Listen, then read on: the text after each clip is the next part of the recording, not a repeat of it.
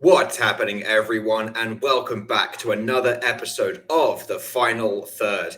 It's one of your hosts, Sam, aka FIFA Brit, and I am joined by my favorite lads in the whole wide world, MrBradThomas and Betting the Pitch.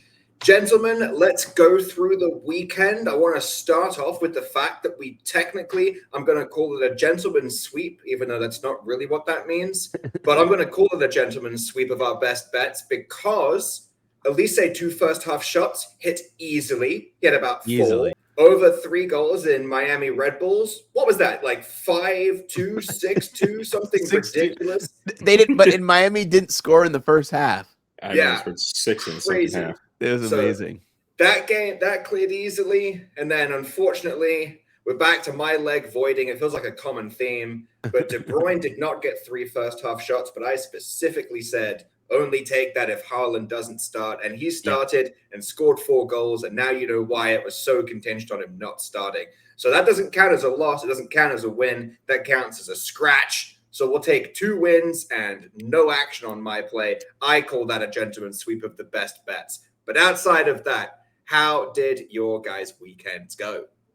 Man, it was solid. I could have been some games could have been better, could have been worse.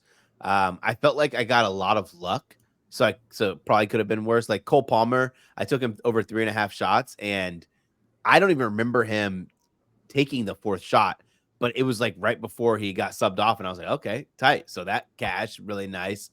And then the corner props. So I'm starting to get into the MLS just doing corner props, and like I was just absolutely ridiculous betting these corner props. Like I think it was just luck, like obviously since that it lures you in, right? Like, oh, this dude's just freaking hitting every single bet. He's hooked on MLS, and then I lose the next 20.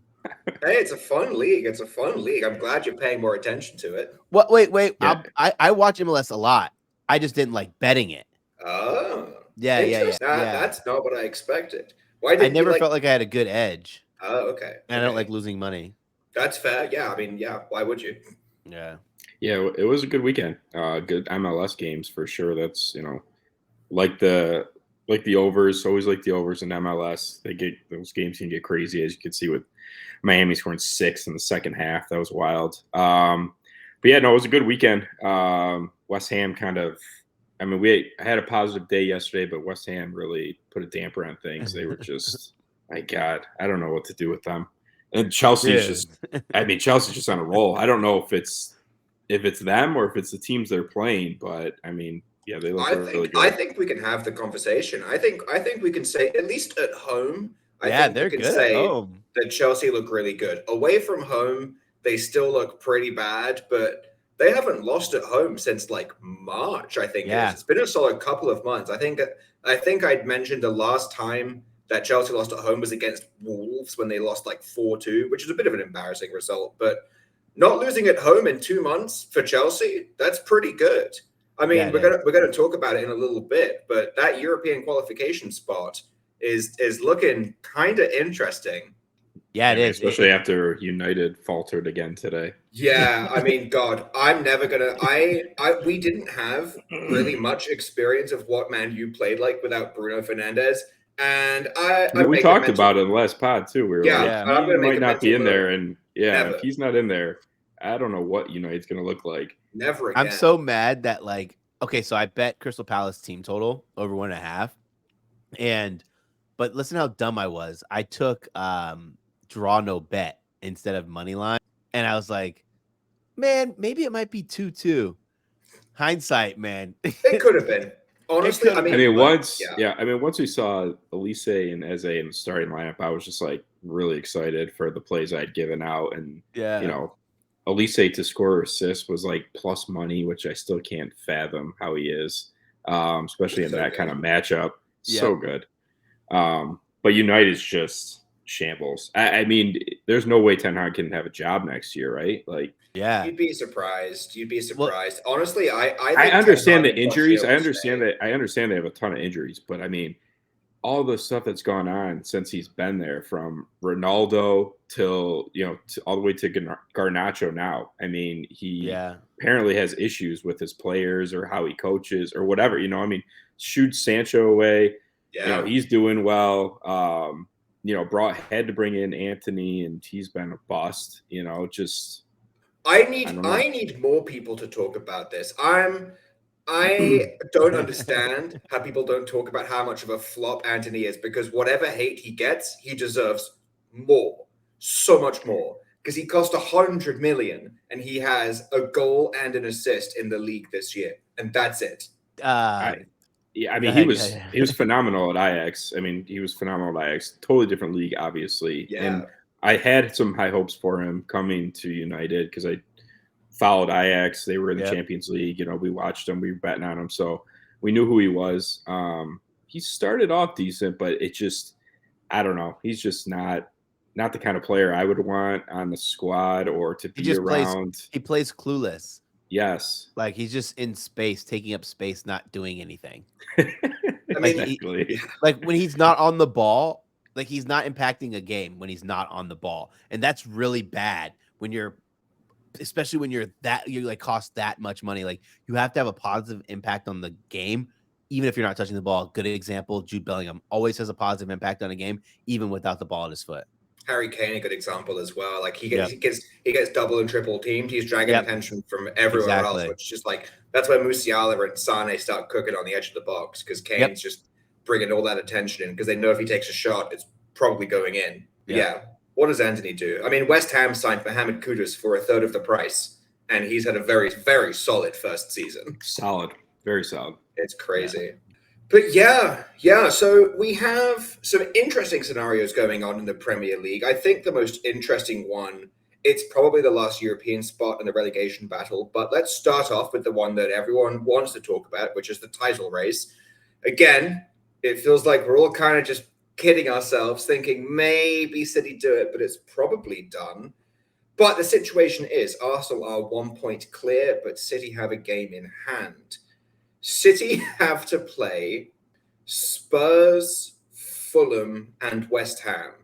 And you know what really sucks about that? All three of those teams have taken points off Arsenal this season. And that's what upsets me, I think, the most, is because that's just unacceptable. We drew to Spurs, we lost 2-0 to West Ham at home, and we took 1 point out of a possible 6 against Fulham. So that just, it's bitter irony, but yeah, I'll let you guys talk. I just don't know where they're going to drop points these 3 games. I just don't know. Yeah, right. Like, and what sucks for Arsenal fans is the 3 teams they're playing are playing really bad football right now. Yeah, I know. The only it does suck, because I would like to be like, okay, this is good, this could be the match, like just to make it more interesting in like the final couple games here, the stretch. But it's like, I mean, City could roll Fulham. They could. I mean, Spurs, I think, is really the only hope at home. On the road, Spurs at home. That's what's so sad is, that's my only hope, because the one thing is, but they're playing like Brad said, they're playing like shit. Yeah. Spurs will play City like weirdly well, and it's not just like it's not just like that they play them well if they're playing well as a team. In fact, weirdly, it tends to happen in isolation. Like if you look at Spurs games against City, like either side of it, it'll be like 2-0 loss to like Wolves, like a 1-0 loss to someone like Burnley or someone like that, and then you'll see like 3-3 tie against City or something like that. Like they always comes out of nowhere. It's never when Spurs are playing well, and they always somehow get points off City. But the problem is that, they're not even going to have anything to play for by the time the game rolls around, because they fucked themselves so hard. And even though Aston Villa aren't playing brilliantly right now, they turned up for the Arsenal game, of course, and now since then they've lost about 3 games. But Aston Villa have a 7-point advantage over Spurs, who do have a game in hand. But if they win that, it's a 4-point advantage, and that top 4 spot could be wrapped up by the time the City game comes around. So, what are you playing for at that point? Yep. It sucks. It really sucks. And I don't have any money on Arsenal, but it's just like you kind of want a new champion. Like City just continuously winning is not fun anymore. No. Or for like it to somehow work out where like Arsenal and City were like the last game against each other. Oh my God. How awesome would that be? How we haven't had like that. Yeah, since '89. Yeah. 1989, when Arsenal-Liverpool was the final game of the season. That was, see, why can't we have stuff like that anymore? Yeah, That's I'm hoping for some sort of miracle, like Fulham draw with City, and then please. it's just like crazy. Wow, the last two matches would be awesome. Someone tagged Bernd Leno on Bernd Leno just like posted like after the last Fulham game, and someone said need the same performance next week against City, and he was just like, okay, well, let's get it done. And it was just like, all right, come on Leno, we need Leno. We need Leno to be playing out of his mind. We need Alex Iwobi to tap into his Arsenal roots. Like, come on, we've got sleeper agents everywhere, baby. Now is your time to shine. We need someone to do the opposite of what Theo Walcott did when Arsenal played Southampton last season, and Theo Walcott put the dagger in. I'm just like, bro, what are you doing? You're supposed to be playing for us. You're supposed to be a sleeper agent, dude. Don't score that goal. So yeah, we'll see. But I feel like it's a sad situation where City have this wrapped up. I also think Villa have this top 4 spot wrapped up. Spurs are most likely coming 5th. But that does take us to the interesting part of it, which is the last European spot for 6th place. We have Newcastle on 56 points. We have Chelsea on 54 points. And we have Man U on 54 points. Man U still have to play Arsenal. Now, it is at Old Trafford. And I think Arsenal have 1 win at Old Trafford in the past 16 games. Even if Man U are terrible, this is a difficult place to play. And it feels like one of those games where we are going to absolutely batter them the same way we battered Bournemouth in the first half, and we're probably quite fortunate to get a penalty, but it feels like one of those games of relentless pressure. And I feel like, I don't want to say this, but I feel like we're going to make some kind of stupid mistake. I'm picturing like a Gabriel own goal that happened against Liverpool, even though we went on to win that game. Something like that. It feels like a silly game, but that is just my Arsenal fan nervousness talking. And Old Trafford, I'm scared of the name, but I'm not really scared of the team. But it's still a tricky game. So either way, that's beside the point, the Arsenal side of things, obviously. But Man U have a tricky run in, and Chelsea have to play, I believe they play Forest next or someone like that. So They do. At the City Grounds too. That's going to be an interesting one. I was thinking, I think Chelsea are minus 105 favorites in that. So what would the math be there? They'd be so they have them a minus 125 if they were to be at home. So that's interesting. Yeah, but Chelsea, I will see how Chelsea play away from home, because Forest are not safe by any means. Not by any means. And I feel like they grinded that freaking match against Sheffield United. Yeah, they ended up winning, by a couple of goals. Yeah, but that Hudson-Odoi goal was gorgeous. You guys see that goal? No. Wait. Oh, it was I watched beautiful. the game. Which one? Yeah, right. Yeah, first half it was the Forest equalizer. He had it right on the left side of the box, cut it on his right foot, beautiful finesse, top right corner. It was just such a well struck finish. It was really nice. It's a shame, because I feel like he kind of went up. He was a very high praised talent. I believe he was playing for Chelsea. I mean, Chelsea let so many guys slip through their fingers, but yeah, he was a really promising young English winger and kind of disappeared for a bit, and now he's back. I think he's a very solid mid-table player. He's got more goals than Rashford with 1,000 less minutes, which is hilarious. I mean, you could go down the list of all the United players. I mean, yeah, was it you that shared the StatMuse thing today? That was Brad. It was Brad. The Jose Sarr. How is that stat again? Because that's a great one. God, that is so sad, man. It was since March. Since March, Rasmus Højlund and Jose Sarr each have 1 goal and 1 goal or assist. And Jose Sarr is a goalkeeper. Never gets old. When I saw that, that's I was bad, man. That's so bad. Terrible. I know, and he had a good streak. He had a good. He was on a roll in February. Then he got hurt. Yeah, and then it just, once again, another person that was kind of rolling and then gets hurt and then just not back to form. Yeah, I mean, Man U was a shit show of a club, but I'll press you guys for a prediction. We have a few games to go. Spurs are in 5th, Newcastle are in 6th, Chelsea are in 7th, and Man U are in 8th. But that 6th spot is Newcastle, then Chelsea in 7th, and Man U in 8th. Do you think that Newcastle are going to hold on and finish the season in 6th place, or do you think Chelsea or Man U are going to pip them for it? I think Newcastle. Actually, no. I think Chelsea. I think Chelsea have the easier schedule too.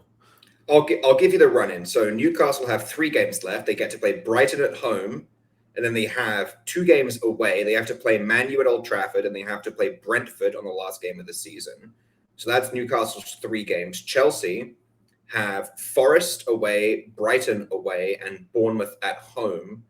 And then Man U, I would say, probably have the trickiest one. They play Arsenal at home, Newcastle at home, and then Brighton away. So that's a tough one for Man U. Yeah, very tough for Man U. And I think Newcastle's schedule is pretty difficult. They have 2 away games, Chelsea. and they're not brilliant away from home. No, the only way we're gonna say they look brilliant is when they play against Burnley. Yeah, exactly. Yeah, that Man U Newcastle game could be interesting. That's a proper Man U is shit anyway, and Newcastle is shit away from home. That could easily be a draw. That's a big game if you think about it for European qualification. Someone's going to want to win that game. And I mean, I don't know. I want to lean Chelsea, I think, but I could see Newcastle just hanging on to that last spot. I'm going to bet Newcastle to win this weekend, to win in over 2.5 goals versus Brighton. So there's 3 points right there for me. Yeah, that's true. Yeah, I mean, it would. Yeah, I don't care where United is playing anyone right now. Honestly, obviously without Bruno there today, and he'll probably be back, I'm guessing, versus Arsenal. Yeah, they said I was listening. I was watching the game, and the commentary team said he had a muscle strain, but he would have played. The problem is that he also had a broken bone in his hand. Yeah. What the hell? I was like, where did that come from?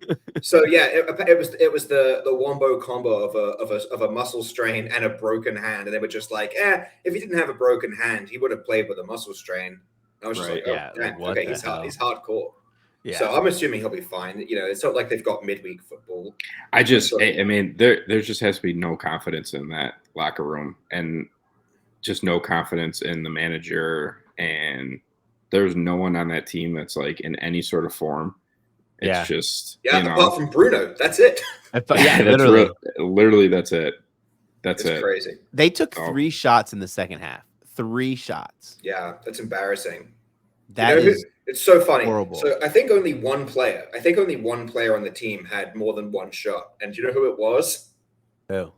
Fucking Casemiro. Oh yeah, it was Casemiro. He was I remember that because he was minus 120.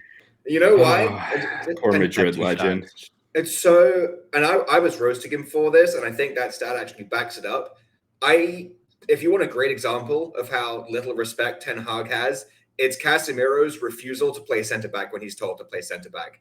Yeah. He is going up, he's still taking shots, and if you watch that first Elise goal, he is trying to tackle Elise like he's playing as a defensive mid. That is that's a reckless defensive mid slide tackle when you are expecting to have guys behind you. And then I just think he either forgot that he was supposed to play center back or just doesn't really care anymore. But he made that challenge, and then it was just suddenly you have Johnny Evans, who failed a fitness test this morning but had to play anyway. Yeah. And there's just you can see the gap.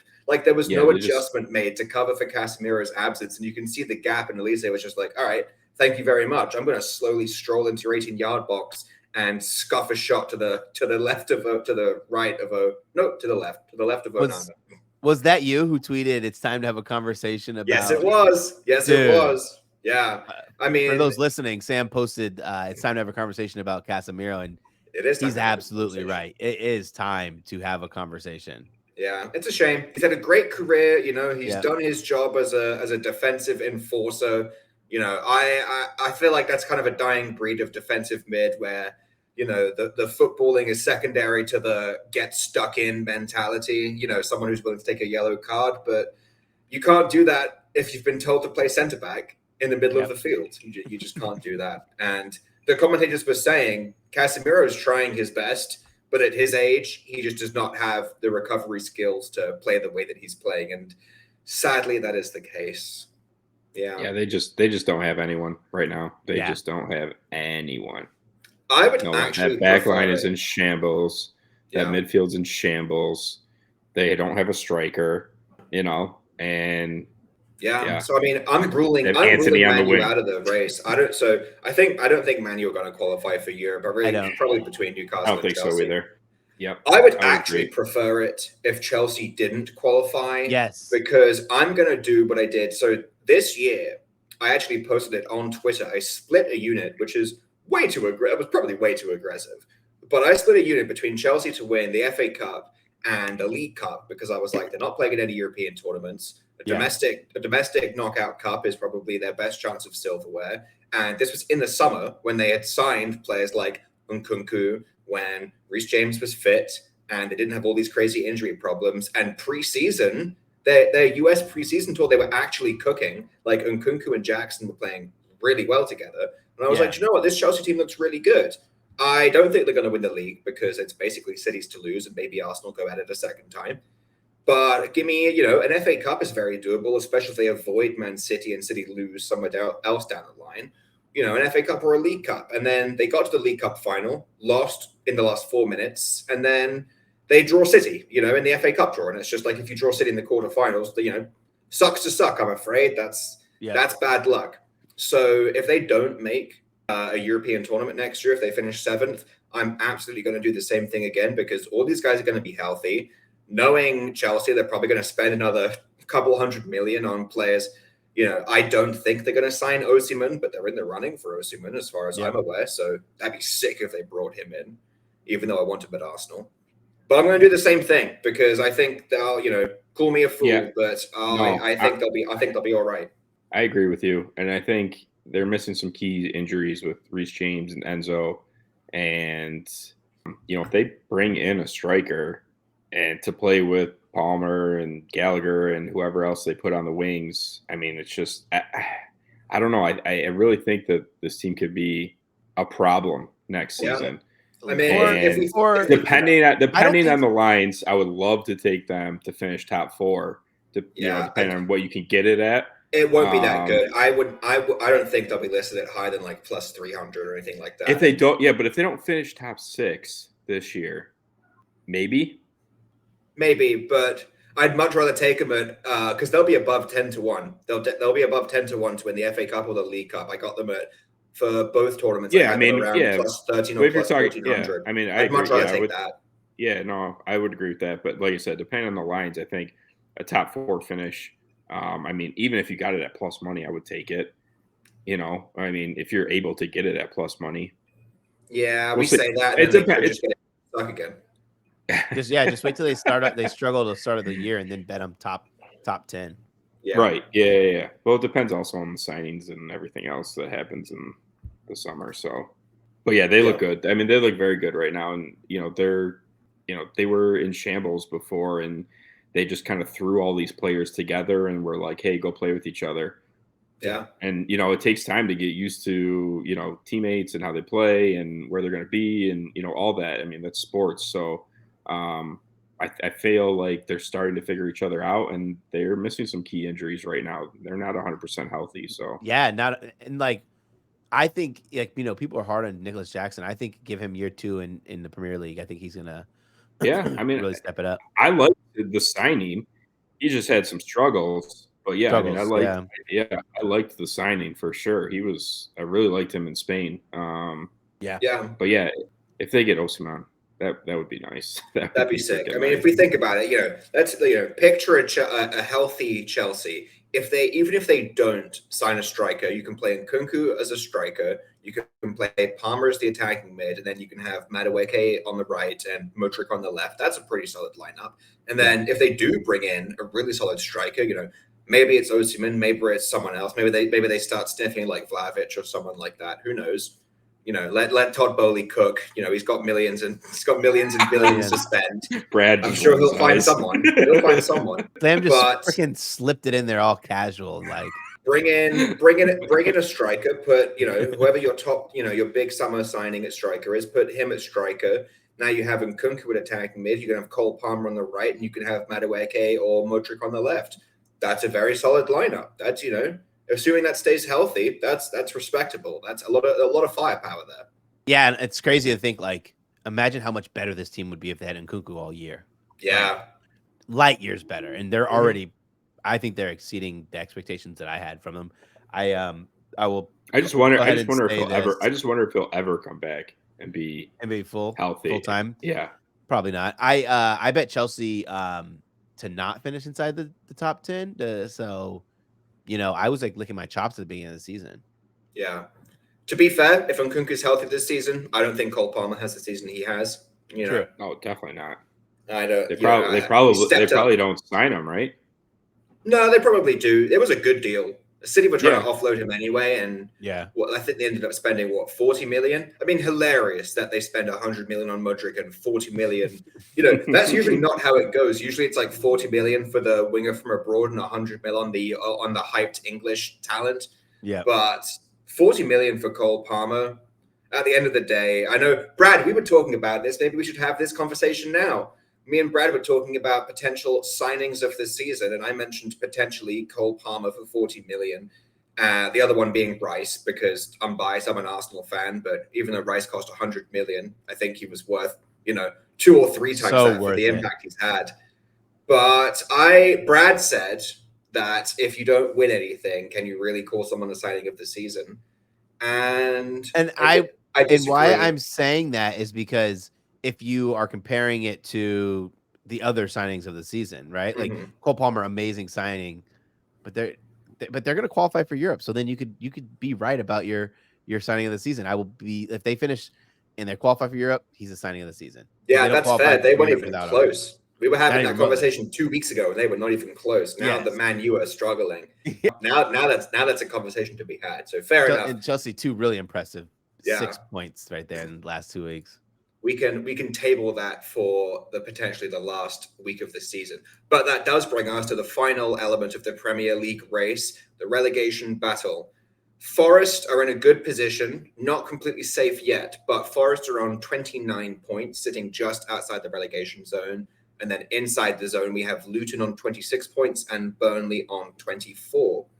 Each team has 2 games left to play. Forest have to play Chelsea at home, and then a massive one on the final day of the season. It's Burnley against Forest.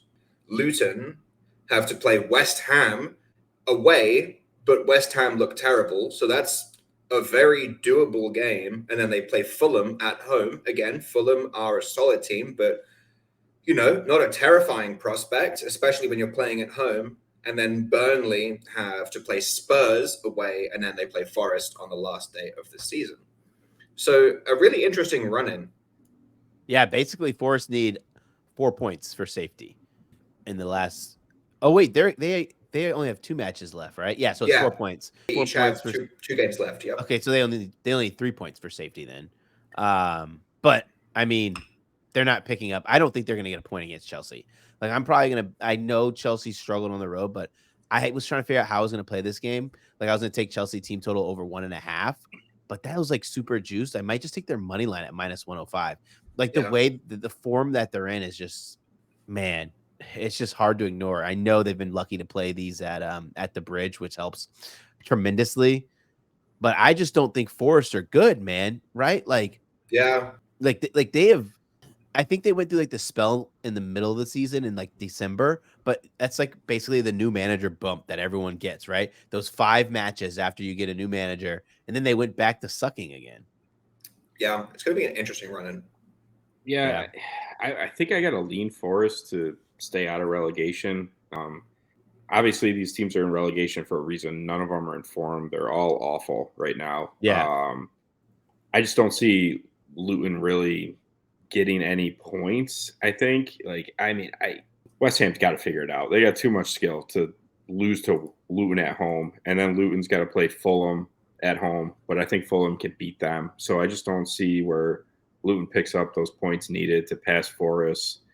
And then, I don't think Burnley have it either. I think it's obviously Forest to lose, and I don't think they lose it. Well, I suppose the contingent sort of part of this prediction is how do we think that Forest against Burnley is going to go on the final day, because that's going to impact how everything else goes. For example, if we get a nice draw there, how does that's massive for Luton. Luton are going to be praying for a draw or probably a Burnley win assuming I mean, they've got the advantage. I mean, if Forest need the points against Burnley, I think they take care of them, no problem. Yeah. I do. I just don't think Burnley have much on attack to really hurt anyone. And I don't know. I like Forest skilled players. They have some decent names and decent skill up top. But yeah, I don't. It's got to be Forest. I don't. It's going to be Luton and Burnley and Sheffield. They're going to be relegated. It's been a minute since the bottom three, since the three newcomers have been dropped down. Yeah, it's a shame. I really want Luton to stay up. So do I. Yeah. I love the story. I love that they had to renovate their stadium because it was too small for the Premier League. Yeah, that is great. The fact that I think one of the players on the Luton squad is the only player in like the history of the Football League to have gone from like outside the Football League, like the Conference League, to then go to League Two, League One, Championship, and the Premier League. I forget which player it is, but whoever it is, they're the only player that's done that. I think it was was it Townsend? No, it's not Townsend because it's someone that's been there. Someone that's been like down in the trenches because Townsend's been playing in and out of the Prem. Yeah, true. It's funny. I actually wrote an article about this. Yeah, it was because it was all big news over the summer last season. That was like the dog days of summer when like you have to write articles and you're like, shit, what am I going to write about? Yeah, you're like, oh, I need some good content here. I'm even remember. I'm excited for the two newcomers for next season coming into the EPL. That's true. Ipswich Town corners. Yeah. We're gonna bet a lot of corners for Ipswich Town. But I would also nice to have Leicester back too. I'd also love for Forest to go down because if that happens, it means we're getting an absolute fire sale on Gibbs White. Oh my god! Oh yeah, for sure. Yeah, we're getting like Madison for 40 million, Harvey Barnes for 30 million, like those kind of fire sale prices. Yeah, no, Forest is staying up. They're staying up. I don't see them blowing this one. Yeah. Yeah. I guess we'll see. I suppose all eyes on Chelsea. All eyes on Chelsea this weekend, and then all eyes on that Forest Burnley game on the final day of the season. And then both teams to score over 2.5 goals is -140 in Chelsea versus Forest. Wow. Forest versus Chelsea. God. Yeah, damn. I guess no one's respecting Chelsea's defense away from home quite yet. Not yet. Nope. That's okay. That's all right. Well, that wraps up our weekend action, which takes us to the fun part, which is midweek.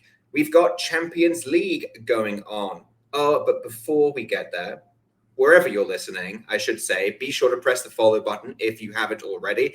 And if you're feeling generous, why don't you drop us a little 5-star review, for a couple of sexy gentlemen talking about soccer. All right. They told me sex sells. So, I really thought I would, lean into that with the accent. That's what I was told. Yeah. Every time you say sexy, I just get a little tingle inside.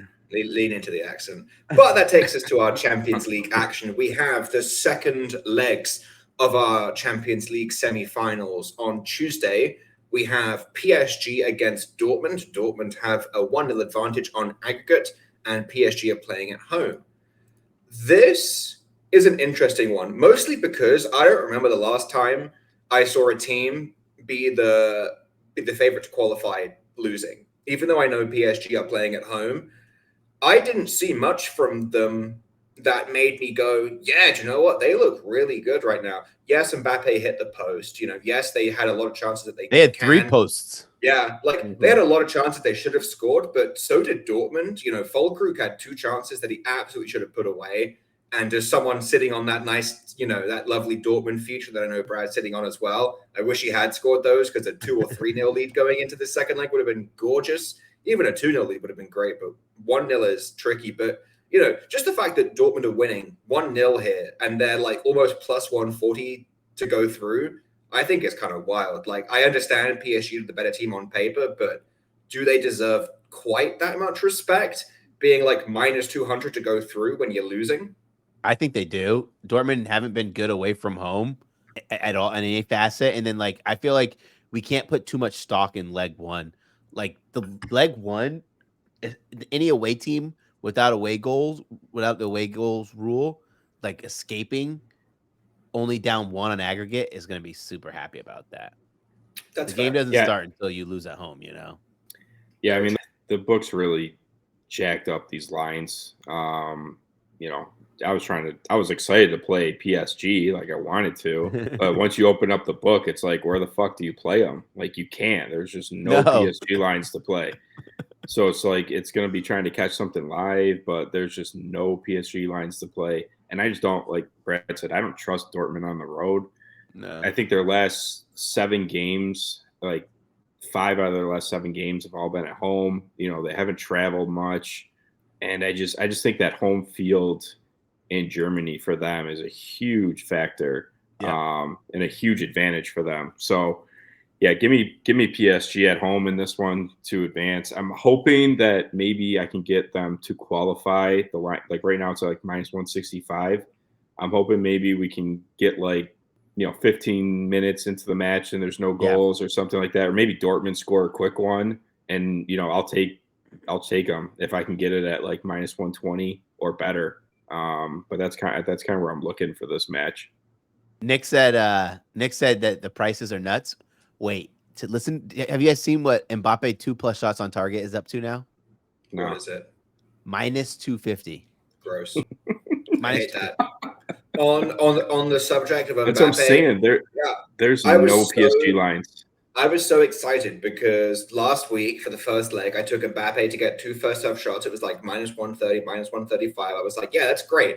Dude didn't take a single shot in the first half and then banged off 3 in like the first 10 minutes of the second half. And I was like, oh, that's fine. We'll run it back next week. Mbappe 2 first-half shots is like -300.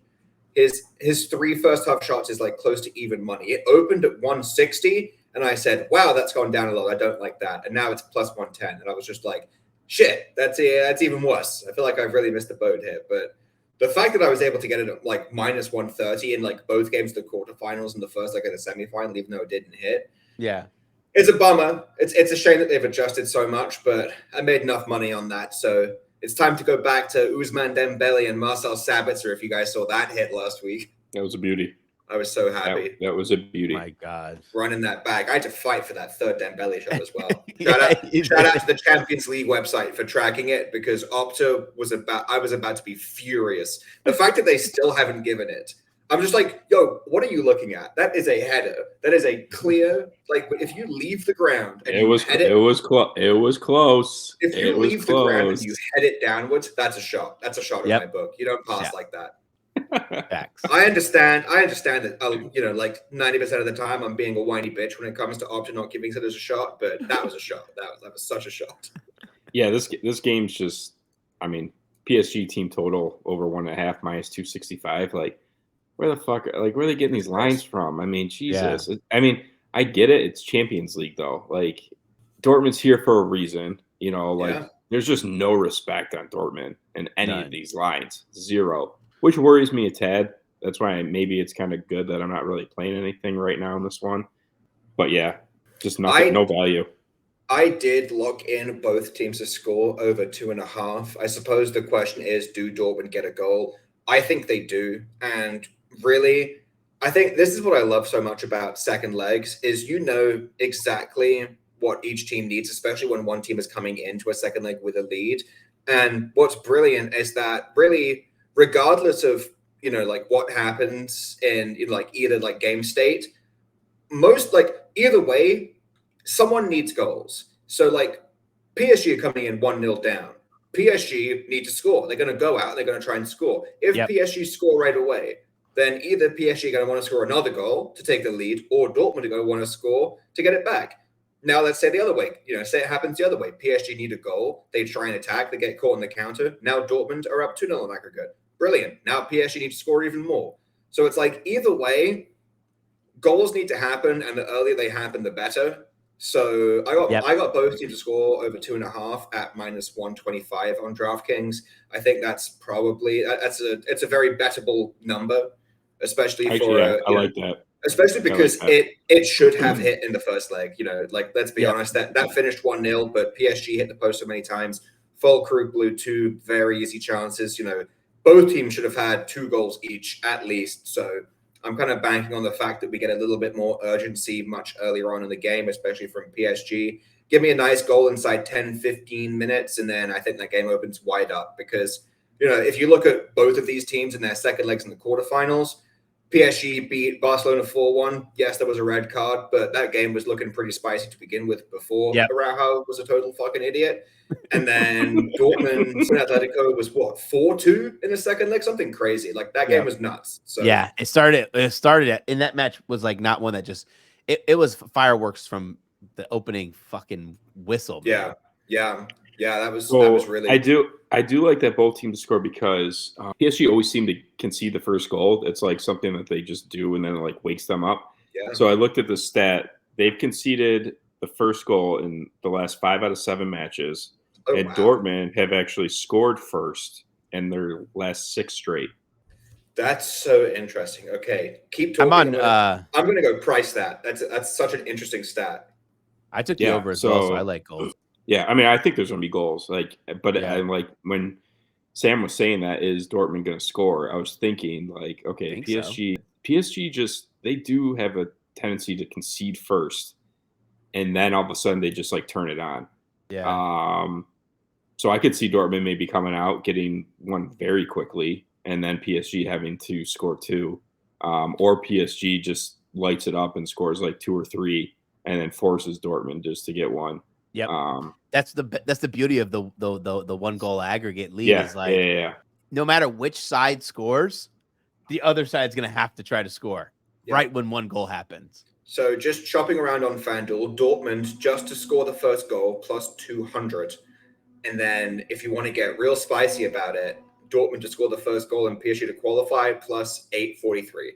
Hey, it's like and that's a very possible game scenario. Absolutely. It reminds me of taking Liverpool money line and then the other team to score the first goal, because the amount of times Liverpool did that back when they were actually good and they could score goals, rather than just go 1-0 down and then fucking lose. That was always a fun bet. You could always get that around plus 800 as well. So I mean, do you want to talk about how you wanted to take Liverpool under this weekend? Yeah, I guess we can talk about it. Yeah. All right. Well, good we won't spend too much time. Wait. On it, do we want to go to the other game first? Do we want to go to the other game first? Then go to it. Yeah. You did want to take under 4. I did. I just want to point that out. Just because I'd never seen plus money on an under 3.5 total. I mean, under 4.5 was like minus 180, and then the game had 6 goals. So do you know what? Yeah. I'm glad I didn't take it, but I don't regret mentioning it. I just had to throw it out there. On to the next game. Enough. Fair enough. Let's talk about the other one. This game should also be absolute fireworks. We have Madrid against Bayern Munich. This one will be at the Bernabeu. It's 2-2 on aggregate. Yeah. I'll let the Madrid fan take it away. Give us your bias. I mean, I tried to not be biased. I really do. Like it. But do it anyway. I really do try to be. I don't know, Madrid at home. I just don't see them losing this game. I wish I could get their team total over 1.5 at a little better price. It's like creeping up to like minus 150 right now. I don't see them scoring inside 10 minutes.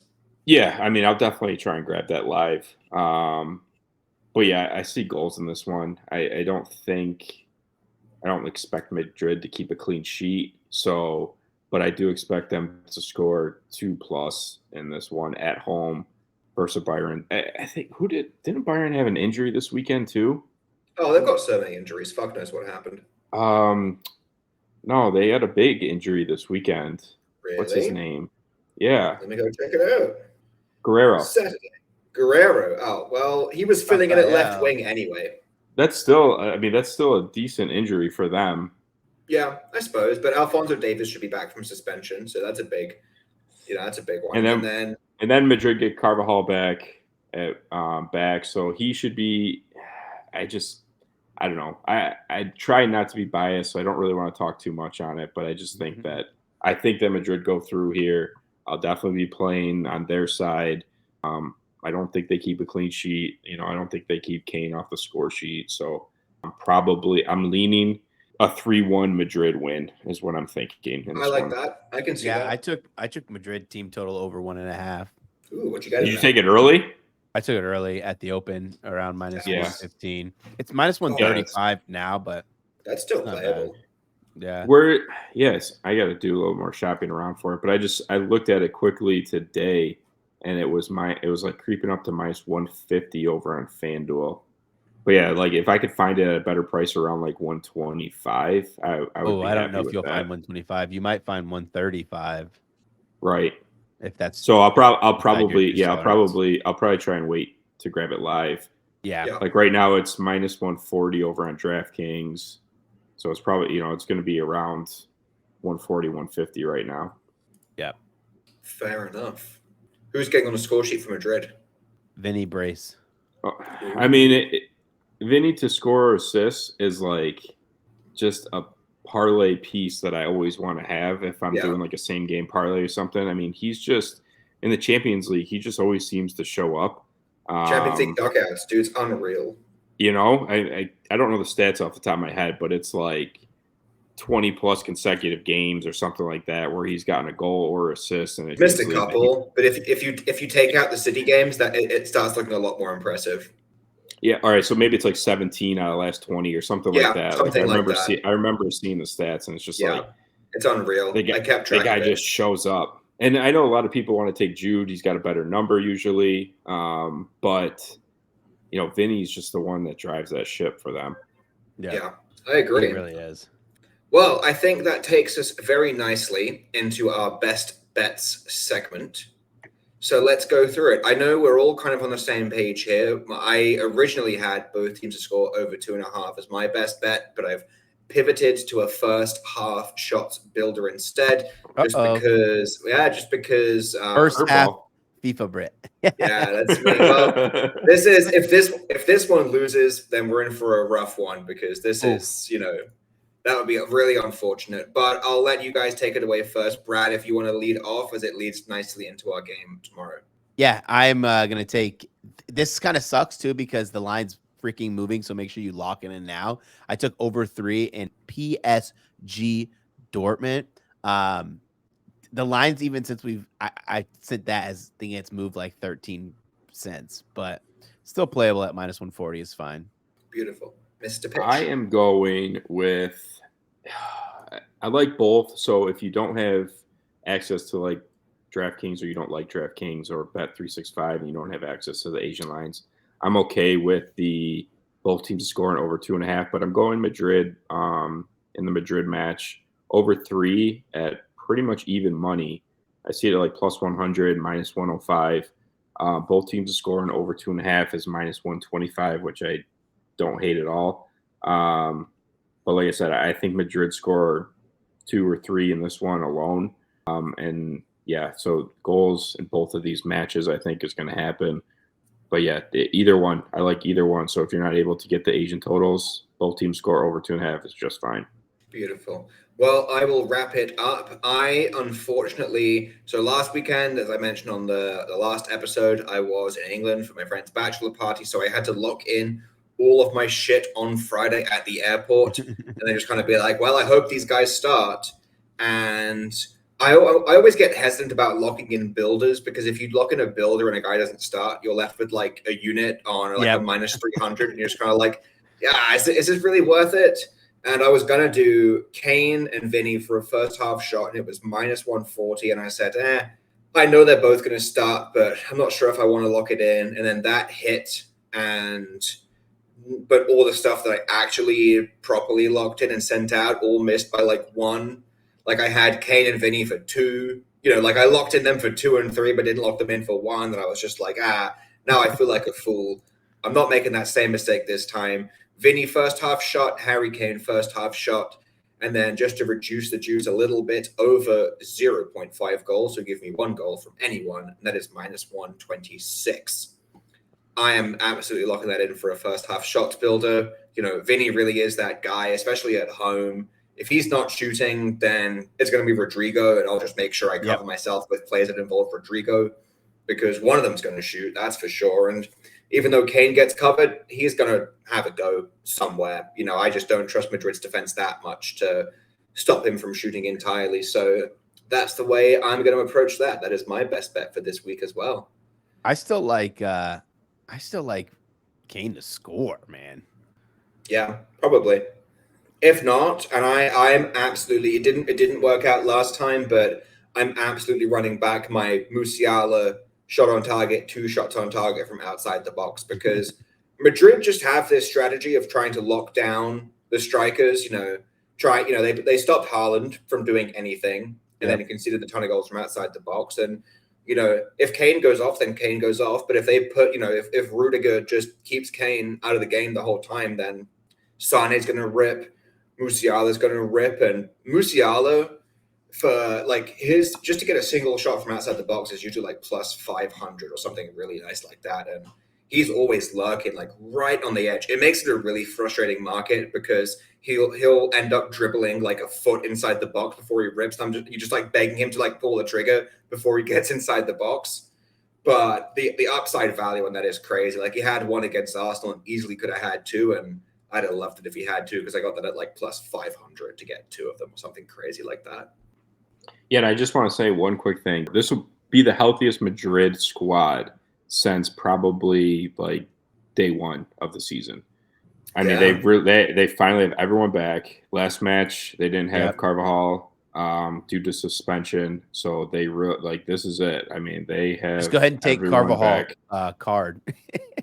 Yeah, I know, right? Okay.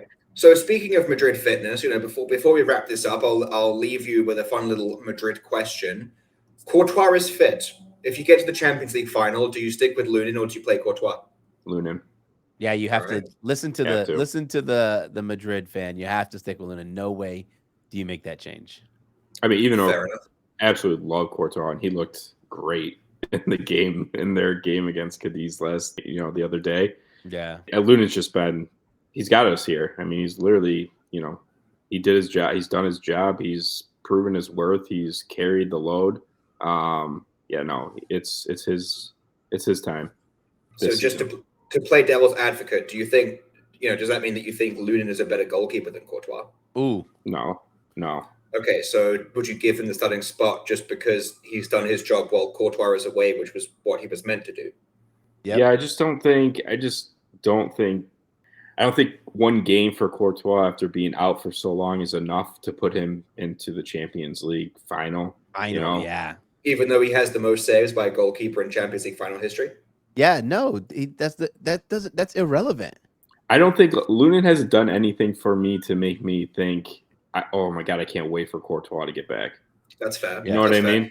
There wasn't a game or a day there was like, I can't wait for Courtois. I don't know. I tell you what, as much as I give Lunin a lot of respect because last season when he let Castellanos score 4 goals on him, I was like, damn, this guy, that's a rough one for him. That's an unfortunate backup to have. He's definitely stepped up a lot this season, but I tell you what, something that concerns me, and I noticed it a lot during El Clasico, he is not very dominant at claiming crosses, and he gets beaten in the air a lot. He's not very confident at coming out to like claim shit.